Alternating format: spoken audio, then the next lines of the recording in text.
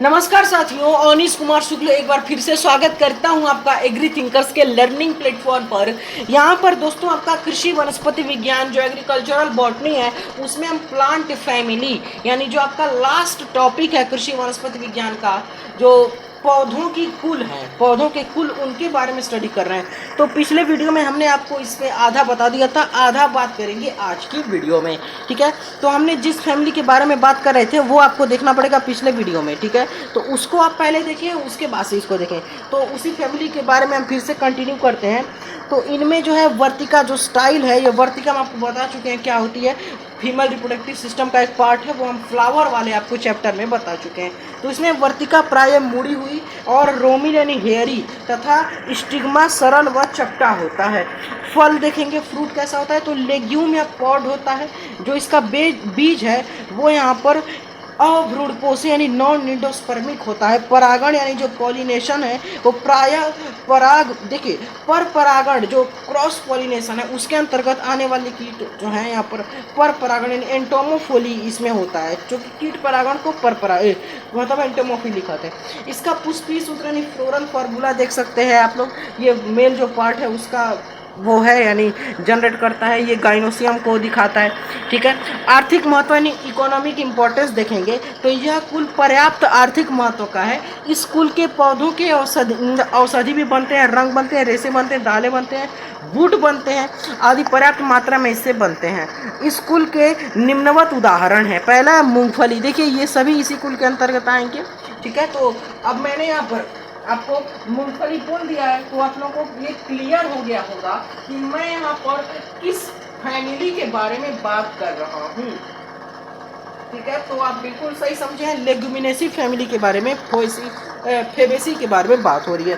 तो इसमें अरेकिस हाइपोजिया यानी मूंगफली आएगा, ढाक यानी ब्यूटिया फोंडोसा ये आएगा, सनई यानी सन हेम्प, क्रोटोलोरिया जंसिया आएगा, उसके बाद से साइसर एरिटिनम यानी चना आएगा। ठीक है, फिर आगे देखिए अरहर यानी इसको पिजन पी आप लोग बोलते हैं, तो इसके बारे में देखते हैं, ये भी इसमें होता है कजनस कजन। उसके बाद से यहाँ पे सीसम होता है, डलबेरिजिया सिस्सो, सेम होता है, डोलिकोस लबलेब।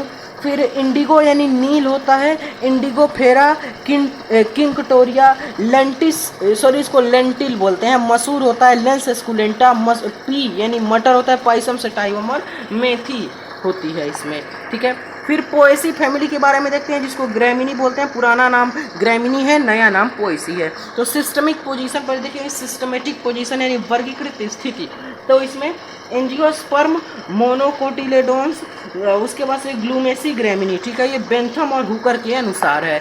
इसमें से ज़्यादा इंपॉर्टेंट नहीं, इसमें से कम क्वेश्चन आते हैं आपके एग्जाम में। ठीक है, तो वितरण यानी डिस्ट्रीब्यूशन देखेंगे तो इसमें जेनेरा जो है कुल वंश 620 या 523 है। स्पीसीजेस 10,000 है। आवृत्त बीजों का सबसे पहला और महत्वपूर्ण कुल यही है। ठीक है, उसके बाद से विश्वव्यापी यानी कॉस्मोपोलिटन है। ठीक है, भारत में इसकी 240 वंश और 1200 जातियां पाई जाती हैं। ठीक है, ध्यान रखेंगे 620 जातियों में से 200 जातियां और 620 वंश में से 240 जातियां और 10,000 वंश में जातियों में से यहाँ पर जो है 1200 जो यहाँ पर स्पीसीजस है वो पाई जाती है, यानी 240 जातियाँ वंश और 1200 जातियाँ। मुख्य रूप से देखिए, मुख्य रूप से इस कुल के सदस्य शीतोष्ण प्रदेशों यानी टेम्परेट रीजन में मिलते हैं। ये उष्ण यानी ट्रॉपिकल व शीतोष्ण यानी सब ट्रॉपिकल एरिया में पाए जाते हैं। भारत में ये उत्तरी शीतोष्ण भागों में पाए जाते हैं। ये पौधे घास व अनाज की फसलों में पाए जाते हैं। इस कुल के सदस्य खाना यानी यहाँ पर सवाना होता है, सवाना, प्रेरीज तथा स्टेपीज की प्रमुख वनस्पतियाँ बनाते हैं। वर्दी लक्षण यानी वेजिटेटिव कैरेक्टर देखेंगे तो यहाँ पर स्वभाव, इसकी जो स्वभाव है, जो हैबिट है, वो ये प्रायः देखिए वार्षिक शाखी यानी एनुअल हर्ब्स होते हैं। कुछ पौधे द्विवर्षीय यानी बाइनियल्स, बहुवार्षिक यानी पेरेनियल और क्लाइंबर तथा कोष्ठी यानी वुडी भी होते हैं। कुछ घासों की लंबाई कई मीटर तक होती है, इनकी ऊंचाई 100 फुट तक हो सकती है। जड़ इसमें देखेंगे तो इसमें अपस्थानिक जड़ें मिलती हैं, एडवेंटेटियस रूट, और अपस्थानिक में भी रेशेदार, शाखित और झकड़ा कंदील जड़ें पाई जाती हैं। ठीक है, चलिए आगे देखते हैं। फिर यहाँ पर देखिए इसमें जो स्तंभ है जिसको तना यानी जो स्टेम है प्रायः साकी यानी हर्बेसियस पाया जाता है, कभी कभी वुडी पाया जाता है, इरेक्ट होता है, श्यान होता है और क्रीपिंग होता है यानी विसर्पी होता है। यह प्रायः जो है नलीदार होता है, कभी कभी मेज में सॉलिड भी होता है। राइजोम बहुवार्षिक घासों में पेरेनियल घासों में राइजोम पाया जाता है। फिर उसके बाद से यहाँ पर पत्ती यानी लीफ इसका देखेंगे तो प्रायः सो सिंपल लीफ पाई जाती है, अल्टरनेट लंबी व समांतर सिरा विन्यास यानी पैरेलल विनेशन इसमें पाए जाते हैं। इसमें परड़ी या छेद यानी लीफ सीथ पूर्ण विकसित होते हैं। जो लीफ सीथ है प्रायः पूर्ण या आंशिक रूप से जो नोड होता है उससे ढके रहते हैं, ठीक है। उसके बाद से पर्व आच्छेदार यानी आच्छेद यानी लीफ जो सीथ है वह पर्ण फलक यानी लैमिना के एक दूसरे के जुड़ने के स्थान पर पतली झिल्ली जैसे ऊर्ध्व लिग्यूल होता है। फिर पुष्पीय लक्षण यानी फ्लोरल कैरेक्टर देखेंगे तो पुष्पक्रम स्पाइक पेनिकल और स्पाइकलेट होता है, ठीक है। पुष्प जो है प्रायः सपत्री यानी ब्रैक्टेट तथा यहाँ पर अवृंत और हर्माफ्रोडाइट, कभी कभी यूनिसेक्सुअल और एक व्यास समित यानी जाइगोमॉर्फिक व अनियमित होते हैं, ठीक है।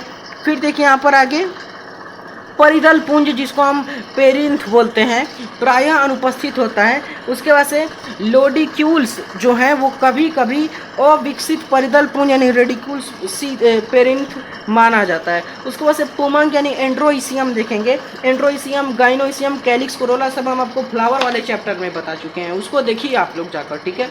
प्रायः 3 पुंकेशन यानी स्टेमन्स जैसे गेहूं मतलब में पाए जाते हैं तो इसमें प्रायः 3 स्टेमन पाए जाते हैं जैसे गेहूं में, कभी कभी 6 भी पाए जाते हैं जैसे चावल में। इसमें जो तंतु हैं जो फिलामेंट्स हैं वे लंबे तथा स्वतंत्र होते हैं। जो एंथर हैं वो द्विकोषीय यानी बाइसेल्ड होते हैं तथा यहाँ पर मुक्ता दोलनी व अंतर्मुखी होते हैं। फिर जायांग यानी जो गाइनोइसियम है प्रायः यहाँ पर मोनोकार्पिलरी होता है।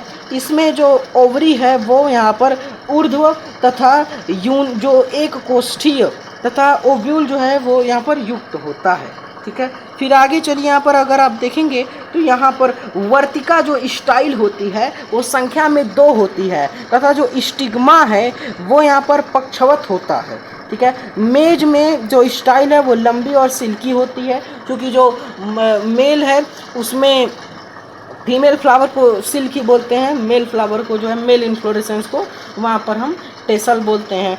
इनके अंडाशय यानी जो ओवरी में बीजांड विन्यास जो बेसल होता है, ठीक है। मेज वो कल्टीवेशन हमको कक्षा 11 की सस्य विज्ञान में ऑलरेडी कवर करा चुके हैं, उसमें हम आपको जो है सारी क्रॉप जो है कवर करा चुके हैं 17 फसलें, ठीक है।